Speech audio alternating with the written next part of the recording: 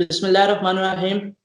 मेरा नाम है अदनान और आप आज हमारे इस चैनल पर देख रहे हैं शोएब जट। ये समा न्यूज़ के स्पोर्ट्स एंकर हैं, स्पोर्ट्स जर्नलिस्ट भी हैं। इनका स्पोर्ट्स एक्शन के नाम से एक शो भी आता है, समा न्यूज़ पे आता है इनका शो। और ट्विटर पर भी आप इनको एक्टिव देखते हैं, हर तरह की खबर आपको सबसे पहले पहुंचाने की कोशिश करते हैं। तो आपने हमारे लिए टाइम निकाला सर, बहुत बहुत थैंक यू।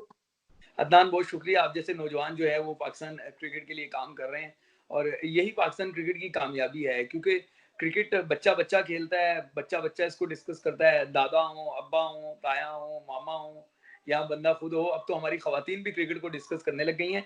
तो बहुत ज़रूरी है कि आप जैसे यंगस्टर्स जो हैं वो आगे बढ़ें, और जब आप जैसे यंगस्टर्स क्रिकेट के लिए काम करेंगे तो क्रिकेट की अवेयरनेस जो है वो एक गेम से बढ़कर अब ये साइंस बन चुकी है, तो लोगों को ये साइंस समझ आने लग जाएगी और वो बेहतर तरीके से इसको डिस्कस करेंगे। तो मैं आपको जो है वो सलाम पेश करता हूँ कि आप लोग मेहनत कर रहे हैं। तो आप बताएं कि आपने अपना ये स्पोर्ट जर्नलिज्म का करियर कैसे स्टार्ट किया और आपके लिए कितनी मुश्किलात होती हैं जब आप अपने किसी भी पॉइंट ऑफ व्यू को जो है हक पर मबनी बात करते हो, और अपने जो अंदर आपका जो पॉइंट ऑफ व्यू होता है उसे आप अपने अंदर जज्ब कर लेते हैं, लेकिन जो हक पर बात होती है आप उसी पर बात करते हैं। किसी अपने अगर आपका कोई फेवरेट प्लेयर है तो अगर वो गलत कर रहा है तो आप उस पर भी बात करते हैं। तो एक जर्नलिस्ट के लिए कितना जरूरी है कि अपनी राय को अंदर जज्ब करना और जो हक पर बात है उसको सामने लाना। देखिए अदनान, जब आप जर्नलिस्ट होते हैं तब आपकी लाइकिंग डिसलाइकिंग जो है वो आपको साइड पे रखनी पड़ती है। मुझे याद है कि मेरे चाइल्डहुड में मैं क्रेजी जो है वो फैन था वकार यूनुस का। मेरे कजन थे, वो वसीम अकरम के बहुत बड़े फैन थे। तो हमारी आपस में जो है वो वकार और वसीम को लेके बहुत ज्यादा जो है वो तू तू मैं होती थी। और एक मरतबा मुझे याद है कि मैंने सर पे उनके बल्ला भी मार दिया था, लेकिन ये चाइल्डहुड था। लेकिन जब मैं बाकायदा जर्नलिज्म को ज्वाइन कर दिया और स्पोर्ट्स जर्नलिज्म में आगे बढ़ना शुरू किया, तो मुझे याद है मैंने वकार यूनुस का इंटरव्यू किया था और उनसे ये बात मैंने डिस्कस भी की थी कि I was your big fan, लेकिन इस टाइम मैं जर्नलिस्ट हूँ। तो जो सवालात हैं, कड़वे हैं, अच्छे हैं, जो भी हैं, जो आपने अच्छा किया उस पर तारीफ होगी, जो आप पे सवालात उठते हैं वो मैं सवालात करूंगा। तो एक साफी जब सवाल कर रहा होता है, मेरा जाती ख्याल ये है कि उसकी अपनी जो है लाइकिंग डिसलाइकिंग कुछ नहीं होती। उसको वो सवाल पूछना होता है जो आवाम के जहन में होता है। और हमेशा आप जब कड़वे सवालात करते हैं तो आपको बहुत सारी तनकीद का सामना करना पड़ता है। और मुझे सोशल मीडिया पे बहुत ज़्यादा लोग जो है वो तनकीद का निशाना बनाते हैं, लेकिन मैं कभी उसको बुरा नहीं मनाता उस वक़्त तक जब तक वो मेरे मज़हब पे कोई बात ना करें। तो मैं बिल्कुल बुरा नहीं मनाता, क्योंकि ज़ाहिर है अगर मैं जो है वो क्रिटिसिज़्म कर रहा हूँ तो उनके जिनके ऊपर क्रिटिसिज़्म कर रहा हूँ उनके फैन्स हैं। उनकी जो फीलिंग्स हैं वो हर्ट्स होती हैं, और जब कोई इंसान हर्ट होता है तो तब वो रिएक्ट भी करता है।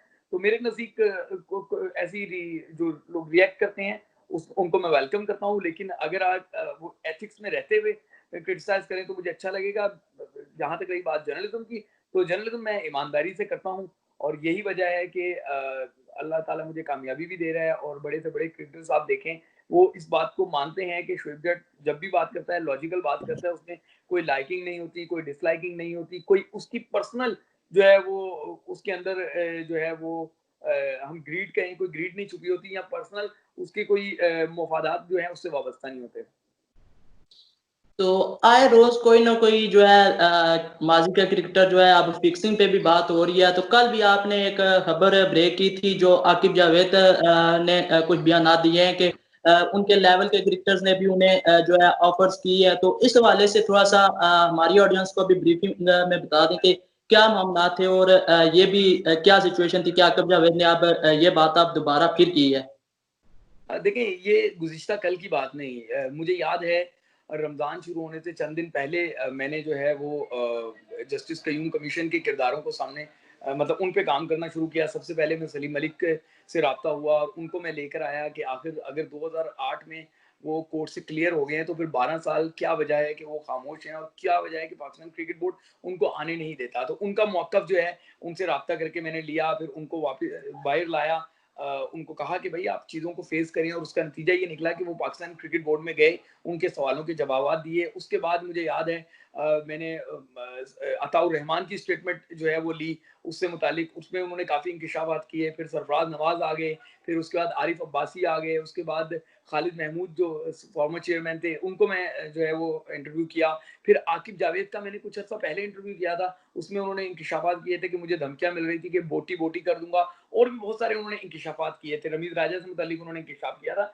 तो ये सारी चीज़ें जो हैं वो एक सिलसिले की कड़ी थी। वो तमाम कड़ियों को मैं जो है इंटरव्यूज़ करता रहा, उनसे राब्ते करता रहा। तो इसका मकसद जो है वो सिर्फ़ तमाम चीज़ों को सामने लाना था। तमाम वो चीज़ें जो लोगों के ज़हनों में थी, और बहुत सारी मैं आपको बताऊँ कि ये जो अब मैं जब फिक्सिंग के इस स्कैंडल पे काम कर रहा हूँ जो 90s की दहाई का है, तो मुझे अंदाज़ा हो रहा है कि बहुत सारी चीज़ें जो है वो फ़िक्शन है।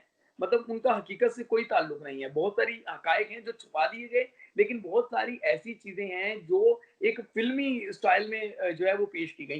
लेकिन जैसे-जैसे उन रिपोर्ट के किरदार सामने आ रहे हैं, चाहे वो गवाह की सूरत में हो, चाहे वो एक्यूज़ की सूरत में हो, तो चीज़ें जो हैं वो क्रिस्टल होती जा रही हैं, क्रिस्टल होती जा रही हैं। मुझे ऐसा लग रहा है कि कुछ दिनों बाद आप देखेंगे कि जस्टिस कय्यूम रिपोर्ट जो है वैसे उसकी अब कानूनी हैसियत मुझे जो मैंने मशावरत की है, कुछ वकीला से इस बारे में पूछा, कुछ बैरिस्टर से पूछा, तो उन्होंने कहा कि जब अदालती फैसला आ जाता है तो कमीशन की रिपोर्ट जो है वो मानी नहीं रखती अदालती फैसले के सामने। तो मुझे लग रहा है कि उसकी लीगल हैसियत पे अब सवालात उठने लग गए हैं, और शायद पाकिस्तान क्रिकेट बोर्ड को उसको जो है वो कंसीडर करना पड़े, या अदालती जो 2 फैसले हैं, एक अताउर रहमान को 2005 में क्लीयरेंस मिली थी उस रिपोर्ट के अगेंस्ट, और जो सिफारिशात थी, और फिर 2008 में सलीम मलिक के, तो आगे जाके शायद ये रिपोर्ट जो है वो नल एंड वाइड करार दे दी जाए, या इस रिपोर्ट पर जो है वो पता चलेगा कि हकाइक पर मबनी नहीं थी।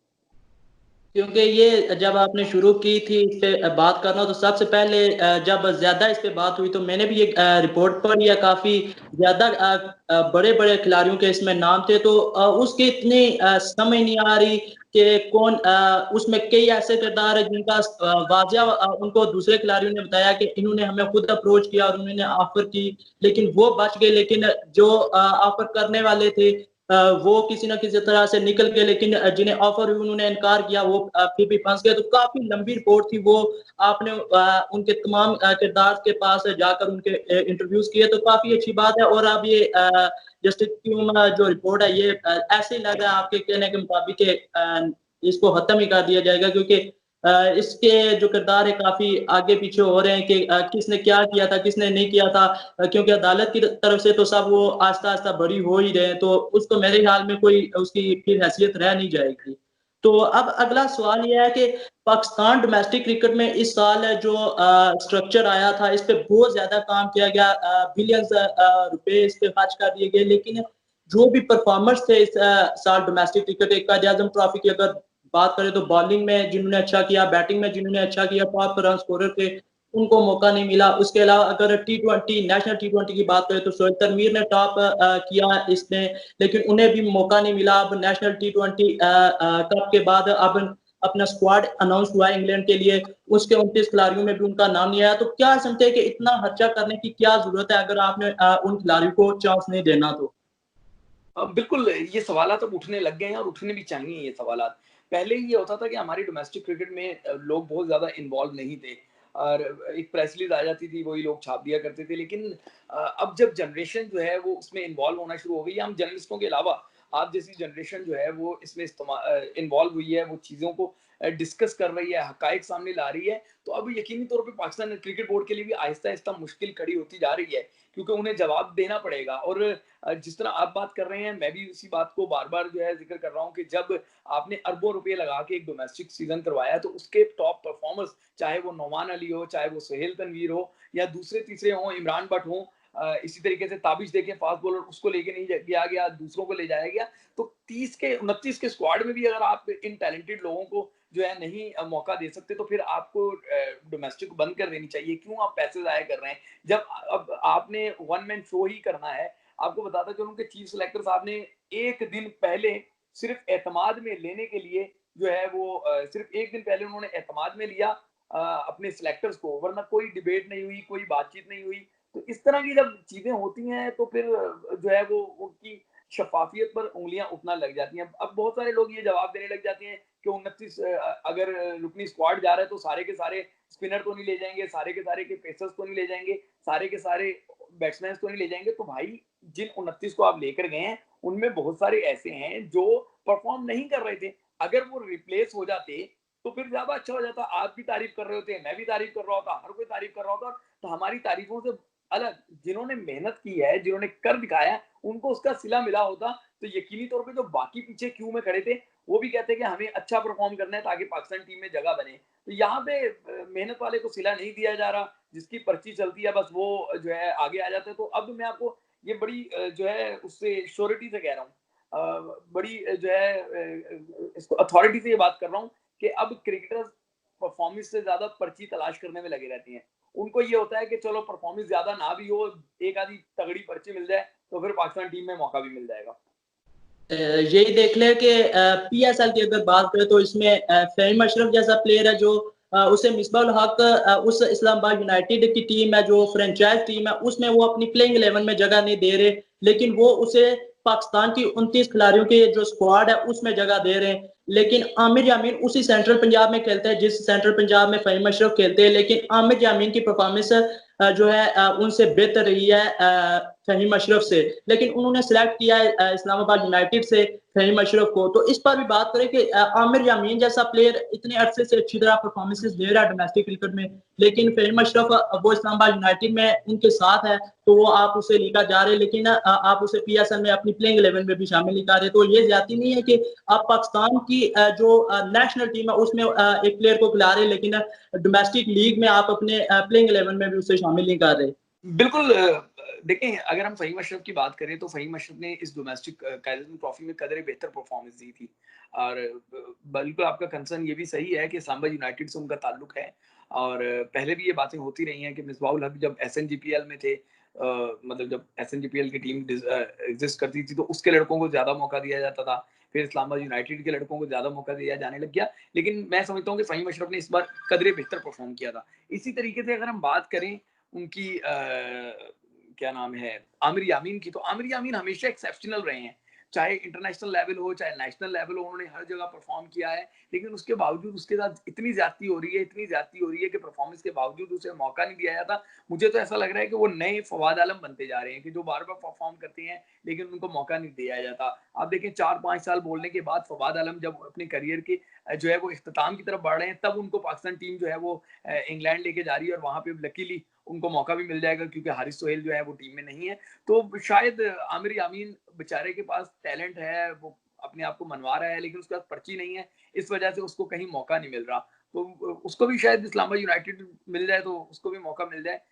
बज़ाहिर तो ऐसा ही लग रहा है, वरना परफॉर्मेंस के बावजूद अगर एक लड़के को मौका ना मिले तो इस पे सवालिया निशान तो लगता ही है। आप भी बोल रहे हैं, हम भी बोल रहे हैं, लेकिन पाकिस्तान क्रिकेट बोर्ड के जो हुकाम है वो शायद सत्तू पी के सो रहे हैं कि उनको ये परफॉर्मेंसेज नजर नहीं आ रही। पाकिस्तान टीम के जो सिलेक्टर हैं, सारे सिलेक्टर्स को ऐसा लगता है कि डमी है, सिर्फ चीफ सिलेक्टर ही हैं जो डिक्टेटर बने हुए हैं। तो उनको भी अल्लाह का खौफ नहीं आ रहा कि अगर एक लड़का इतना परफॉर्म कर रहा है और फिर ये चीफ सिलेक्टर खुद सारे रगड़े खाकर आया हुआ है मिसबाहुल हक, तो इसको थोड़ा सोचना चाहिए। अब अल्लाह से हम दुआ ही कर सकते हैं कि अल्लाह ताला इनको हिदायत दे और जो लड़के परफॉर्म कर रहे हैं उनको मौका मिले।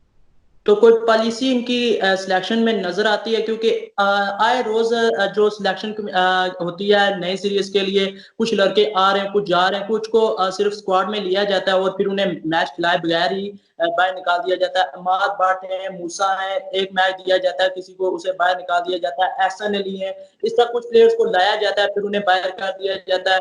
तो इस पर क्या आप कहेंगे कि कोई स्ट्रेटजी नजर नहीं आ रही इस सिलेक्शन कमेटी की? क्योंकि अगर हम लॉन्ग टर्म के बारे में सोचें तो हम उन प्लेयर्स को साथ रखें, लेकिन मेरे ख्याल में तो सीरीज बाय सीरीज जा रहे हैं और उसमें भी कुछ प्लेयर्स को सिर्फ साथ लेके जाते हैं, मैचेस खिलाते नहीं है, बाहर कर देते हैं।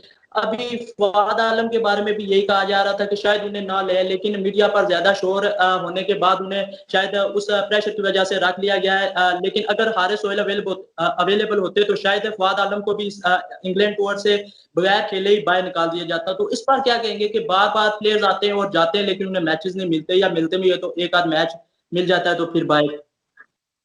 देखिए, कड़वी हकीकत में आपको बताऊं कि एहसान अली जिन्हें मौका मिला था उन्हें सिर्फ कराची के कोटे पे मौका मिला था, ये बात याद रखिएगा, क्योंकि सरफराज अहमद को टीम से बाहर कर दिया था, तो उसके बाद कराची का कोई लड़का टीम में इंडक्ट करना था, तो उस कोटे पे जो है वो एहसान अली को मौका दिया गया, और उसके बाद जो है उनको जो है फिटनेस को जवाब बना के जो है उनको बाहर कर दिया गया। हालांकि जब उनको पिक किया गया था तब भी उनकी फिटनेस पे जो है वो सवालिया निशान लगा हुआ था।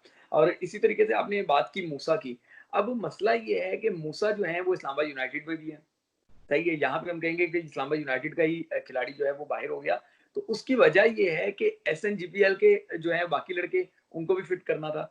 फिर SNGPL के अलावा अब देखें ना, जब आप नसीम शाह को भी टीम में लेके जा रहे हैं, उसके बाद शाहीन शाह अफरीदी भी है आपके पास, फिर अब्बास, जाहिर है माजी में वो परफॉर्म करते रहे हैं अच्छा, ठीक है, अब्बास भी आपके साथ स्क्वाड में है, फिर आप वहाब रियाज को इस कंडीशन पे लेकर गए हैं कि जरूरत पड़ी तो वो टीम के लिए खेलेंगे, टेस्ट टीम में खेलेंगे, यानी कि जरूरत पड़ी, आपको पहले से अंदाजा है कि जरूरत पड़ेगी, वरना अगर एक क्रिकेटर ने क्रिकेट छोड़ दी तो क्या वकार यूनुस और वसीम अकरम के जाने के बाद पाकिस्तान क्रिकेट बंद हो गई थी? उसके बाद भी तो जो है वो क्रिकेट आगे बढ़ी। मोहम्मद आमिर और मोहम्मद आसिफ जैसे बासलाहियत बॉलर जब 2009 में पाबंदी का शिकार हुए तो क्या क्रिकेट खत्म हो गई थी? उसके बाद उमर गुल जो थे उन्होंने, फिर आपके जुनैद खान ने, उन्होंने पाकिस्तान की क्रिकेट फास्ट बॉलिंग को आगे बढ़ाया। तो इसी तरीके से अगर वहाब रियाज ने मना कर दिया हुआ था तो उनके फैसले की रिस्पेक्ट की जानी चाहिए थी, बजाय इसके कि आप उनको प्रेशराइज करके कि अगर टीम में खेलना है तो चलो हमारे साथ। यही है कि शोएब मलिक पे बताएं कि वो पहले भी इस तरह इंग्लैंड के टूर से जब वर्ल्ड कप था उस वक्त भी लेट गए और अब भी वो यही कह रहे हैं कि वो लेट जाएंगे, तो किसी भी इस तरह प्लेयर्स को इजाजत क्यों देता है कि वो अपने आप से जो फैसला करना चाहे कर लेते। पहले मोहम्मद आमिर ने अपने यूट्यूब चैनल पे बैठ के जो है उन्होंने रिटायरमेंट ले ली, ना PCB से मशवरा किया, ना इस तरह का कुछ हिसाब। अब वहाब रियाज ने पहले कहा कि मैं क्रिकेट नहीं खेलूंगा, टेस्ट क्रिकेट, और अब उन्हें भी वापस लाने का सोच रहे हैं। तो क्या समझते हैं कि अब वर्ल्ड कप तो वैसे भी इतना करीब नहीं है, क्योंकि अब वैसे भी ये पोस्टपोन हो जाएगा, तो शोएब मलिक को फिर इंग्लैंड टूर पर लेके जा रहे हैं, अब यंग जनरेशन की तरफ मूव करना चाहिए या इन्हीं के साथ फिर भी कैरी ऑन करना चाहिए? देखिए मुझे बिल्कुल जो है ना समझ नहीं आ रहा कि ये मिसबाह-उल हक क्या कर रहे हैं। ताकतवर तरीन हेड कोच, ताकतवर तरीन चीफ सिलेक्टर जो हैं ये हैं, उसके बावजूद पता नहीं किस तरह के फैसले कर रहे हैं। कभी ये टीम में 5 तब्दीलियाँ कर लेते हैं, कभी आधी टीम तब्दील कर देते हैं, कभी अहमद शहजाद और उमर अकमल को एक ही सीरीज़ में खिला के फारिग कर देते हैं, और कहीं दोस्तियाँ निभाई जाती हैं तो निभाई जाती हैं और निभाई जाती हैं। शोएब मलिक का कभी भी जो है वो यूके में रिकॉर्ड बहुत ज़्यादा अच्छा नहीं रहा। तो अगर इस मरतबा शोएब मलिक को जो है वो यकीनी तौर पर फैमिलीज़ को, लोगों की टाइम देना होता है फैमिलीज़ को, तो अगर एक क्रिकेटर फैमिली को टाइम देना चाहता है तो उसको ज़्यादा वक़्त दें कि वो भरपूर तरीके से अपनी फैमिली को वक़्त दें और टीम में एक यंगस्टर को मौका दे दे। अगर वो यंगस्टर परफ़ॉर्म कर जाता तो पाकिस्तान को एक अच्छा फ्यूचर मिल जाता, और अगर उसकी परफ़ॉर्मेंस में थोड़ा-सा भी ऊपर-नीचे कुछ होता तो चलो फिर आप शोएब मलिक को दोबारा वापस बुला सकते थे। तो मुझे भी बिल्कुल इससे मैं एग्री नहीं हूँ जो इन्होंने ये फैसला किया है। सिर्फ दोस्तियां निभा रहे हैं, माजी में भी निभाते रहे हैं जब कप्तान थे, और अब जब हेड कोच और चीफ सिलेक्टर हैं तब भी ये दोस्तियां ही निभा रहे हैं।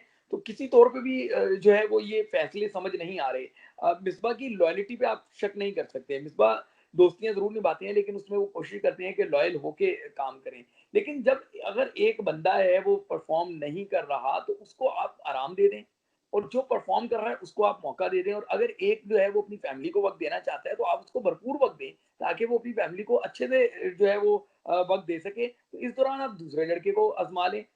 मैं भी इस फैसले से आपकी तरह और दीगर जो लाखों शायकीन है उनकी तरह खुश नहीं हूँ।